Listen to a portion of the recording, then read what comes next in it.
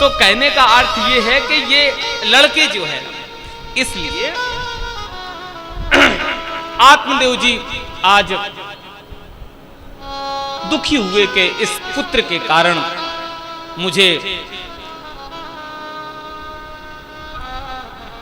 बहुत दुख मिल रहा है, क्या करूं क्या ना करूं, अपमान कर रहा है ये पुत्र। इतने में दूसरे पुत्र गोकर्ण जी आए।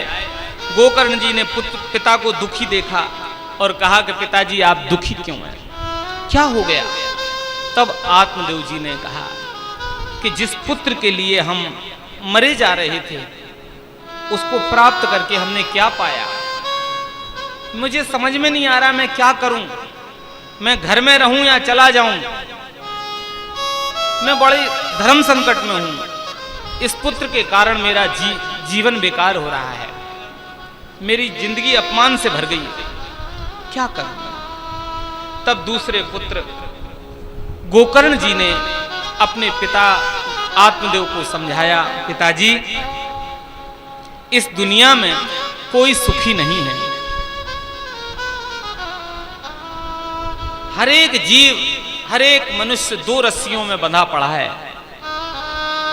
एक अहमता, दूसरी ममता। पिताजी ये देह के प्रति अभिमान, देह में हूं, शरीर में हूं, ये अभिमान जब तक नहीं निकलेगा तब तक हम लोग बंधन के कारण ही बने रहेंगे पिताजी। और दूसरा ममता, ममत्व, देह के संबंधियों के प्रति ममत्व।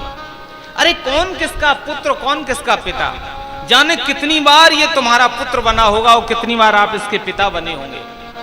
पिताजी इस शरीर को जो मैं मान लेते हैं, शरीर में अपना मन जोड़ देते हैं, शरीर को ही सब कुछ मानते हैं, वो भी अज्ञानी ही होते हैं। इसलिए हे पिताजी इस शरीर की तीन ही गतियां हैं, जला दोगे तो राख हो जाएगा, बहा दोगे तो जल जंतु खा जाएंगे और गाड़ दोगे तो जमीनी कीड़े खा जाएंगे।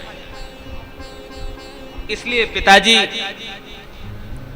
ये दुनिया तो एक पुलिया है, संसार एक पुलिया है, इस पर कभी हम पुत्र बने हैं, कभी हम पिता बनेंगे और कभी हम चले जाएंगे। इसलिए पिताजी अब आपकी उम्र जो है वो भगवान के भजन करने की है। अब ये चिंता मत करो कि ये तुम्हारा पुत्र है, इसके लिए परेशान होने की अब जरूरत नहीं है। व्यक्ति की एक उम्र होती है, एक समय होता है, जब तक विवाह किया है, बच्चे छोटे हैं, तब तो परवरिश करना हमारा धर्म बनता है, हमारा नैतिक कर्तव्य है। लेकिन ये पुत्र पत्नी ही सब कुछ हैं, इसके बढ़कर हमारा कुछ नहीं है। तो पिताजी अब आपकी जो उम्र है वो इस जगत में चिपकने की नहीं है, जगत में फंसने की नहीं है, अब जगदीश्वर से जुड़ने की आपकी उम्र है।